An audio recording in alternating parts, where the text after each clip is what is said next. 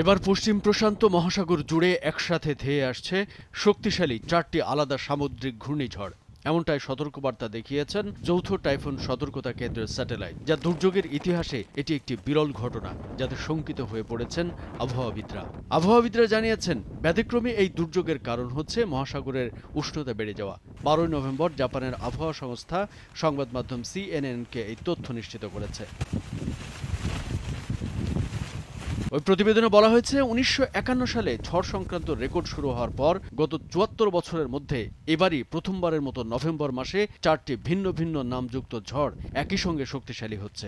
যৌথ টাইফুন সতর্কতা কেন্দ্রের স্যাটেলাইট চিত্রে দেখা যাচ্ছে 4টি ঝড় পশ্চিম প্রশান্ত মহাসাগরের বিশাল এলাকা জুড়ে বিস্তৃত, যা ভিয়েতনাম থেকে গুয়াম পর্যন্ত ছড়িয়ে রয়েছে। এসব ঘূর্ণিঝড় ঝড়প্রবণ ফিলিপাইনের জন্য আরও দুর্ভোগ বয়ে আনতে পারে বলে মনে করছেন আবহাওয়াবিদরা।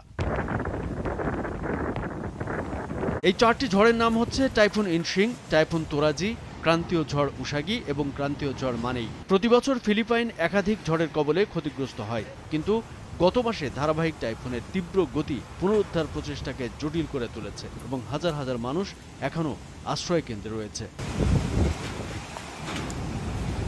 7 নভেম্বর টাইফুন ইনশিং উত্তর পূর্ব ফিলিপাইনে আঘাত হানে, যার বাতাসের গতিবেগ আটলান্টিকের ক্যাটাগরি 4 হারিকেনের সমান ছিল। তবে কোনো প্রাণহানির খবর পাওয়া যায়নি। ঝড়টি প্রবল বৃষ্টিপাত, উত্তাল ঢেউ এবং ভূমিধস ঘটিয়ে শেষ হয়। ফিলিপাইনের উপর দিয়ে দক্ষিণ চীন সাগরে ঢুকে যাওয়ার পর ইনশিং পশ্চিম দিকে চীনের হাইয়ান প্রদেশের দিকে এগিয়ে যায় এবং এরপর ভিয়েতনাম অভিমুখে দক্ষিণে মোড় নেয়। বর্তমানে সেখানে প্রবল বৃষ্টিপাত হচ্ছে।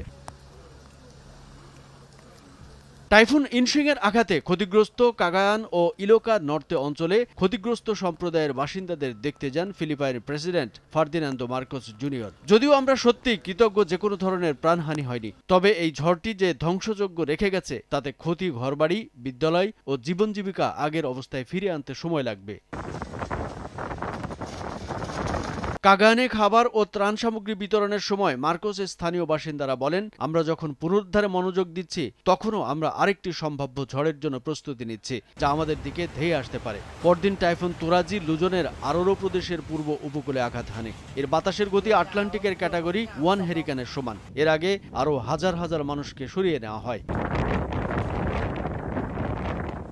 এখন একটি ক্রান্তীয় ঝড়ে রূপান্তরিত হওয়া তেরোজি দক্ষিণ চীন সাগর দিয়ে অগ্রসর হওয়ার সঙ্গে সঙ্গে দুর্বল হয়ে যাওয়ার সম্ভাবনা রয়েছে। এটি দক্ষিণ পূর্ব চীনের কিছু অংশে 100 মিলিমিটারের বেশি বৃষ্টিপাত ঘটাতে পারে। কিন্তু দেশটি আরও একটি শক্তিশালী ঝড়ের জন্য প্রস্তুতি নিচ্ছে, যা 5 দিনের মধ্যে তৃতীয়। ট্রপিক্যাল স্টর্ম উসাগি লুজানের প্রায় 750 কিলোমিটার উত্তর পূর্বে অবস্থিত এবং ফিলিপাইনের দিকে ধেয়ে আসার সময় মঙ্গলবার সন্ধ্যা নাগাদ এটি টাইফুনে পরিণত হওয়ার আশঙ্কা রয়েছে।